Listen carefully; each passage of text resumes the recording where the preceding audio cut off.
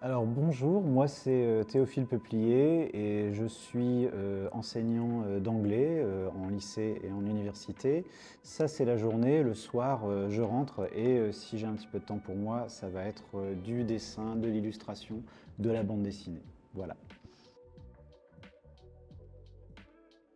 Alors moi j'ai eu un gros héritage franco-belge, j'ai été biberonné au Franquin, au Goscinny, Uderzo, etc.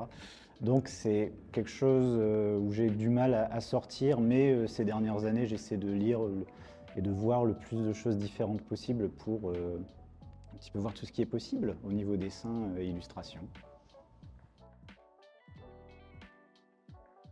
Alors, Gwendoline est une petite fable gothique qui est née pendant l'Inktober 2022, où j'ai voulu créer une histoire qui soit un petit peu bizarre, un petit peu mystérieuse. Ça parle d'une petite fille qui naît sans cou, avec une tête qui flotte au-dessus de son corps. Et on va dans ce livre s'intéresser à ce par quoi elle doit passer avec le corps médical, les élèves à l'école et la façon dont ils voient sa difformité. Voilà, c'est une histoire sur l'acceptation de soi. Au niveau des inspirations, c'est essentiellement une esthétique, une atmosphère. J'adore tout ce qui est gothique et évidemment, il y a une grosse inspiration Tim Burton dans l'atmosphère avec beaucoup de forêts, beaucoup de feuilles, des manoirs. Mais il y a aussi un artiste américain qui s'appelle Edward Gorey et qui s'amusait à créer des petites histoires macabres en noir et blanc avec des rimes en dessous et j'ai trouvé ça tellement unique que je me suis dit si j'ai l'occasion, il faudrait que je fasse quelque chose d'assez similaire. Et voilà, c'était avant tout pour m'amuser graphiquement avec ça.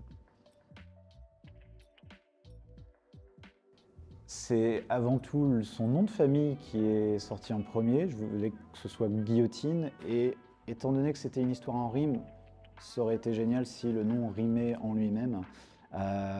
Donc très vite j'ai fait la liste et c'est venu quasiment tout de suite. Qu'est-ce qui ressemble le plus à Guillotine? Gwendoline, Guillotine. Ça sonnait très très bien. Et ça marche d'autant mieux que l'histoire se passe en Bretagne et je me suis rendu compte que Gwendoline c'est un nom celte à l'origine. Ça veut dire cercle blanc ou lune blanche. Je me dis ça marche bien avec la petite tête qui flotte.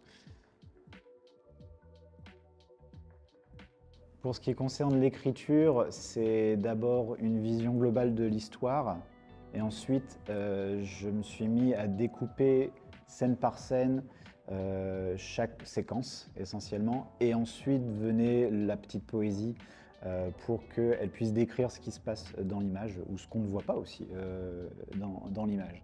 Et c'était plutôt un petit casse-tête d'essayer de faire rentrer les rimes comme je voulais.